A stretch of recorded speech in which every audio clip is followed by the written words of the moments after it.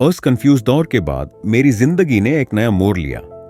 मेरे पड़ोसी का एक दोस्त कराची के एक इंस्टीट्यूट में पढ़ता था। उसने इस्लामाबाद में खजूर, डेट्स बेचने का प्लान बनाया। उसे एक आदमी चाहिए था जो यहां मार्केट में माल सप्लाई करे। ना मेरे पास एक्सपीरियंस था, ना ज्यादा पैसे मिलने थे। फिर भी मैंने हां कह दी। माल ट्रेन के जरिए कराची से इस्लामाबाद आता था। मैं अपनी गरी लेकर रेलवे स्टेशन जाता, बोरियान उठाता, गरी में लोड करता, फिर घर लाकर अनलोड करता। घर से फिर मैं शॉप्स पर सप्लाई करता था।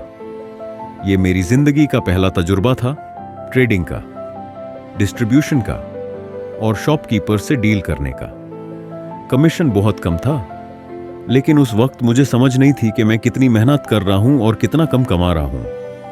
मैं पैसे उस लड़के के वालिद को देता था जो किसी स्कूल में टीचर थे। एक दिन मैं शहर से बाहर था और माल स्टेशन पर पहुंच गया। उनके वालिद का फोन आया।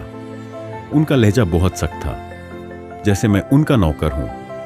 उस दिन मुझे पहली बार एहसास हुआ कि दुनिया सिर्फ मेहनत से नहीं चलती, इज्जत भी जरूरी होती है।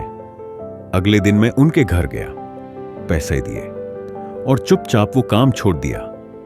उस वक्त शायद मुझे नुकसान लगा हो, लेकिन आज सोचता हूं यह मेरी जिंदगी का बहुत कीमती तजुर्बा था। यह पहली बार था जब मैंने असल बिजनेस देखा। माल खरीदना, ट्रांसपोर्ट करना, सप्लाई करना और लोगों से डील करना। पैसे कम थे, लेकिन सबक बहुत बड़ा था।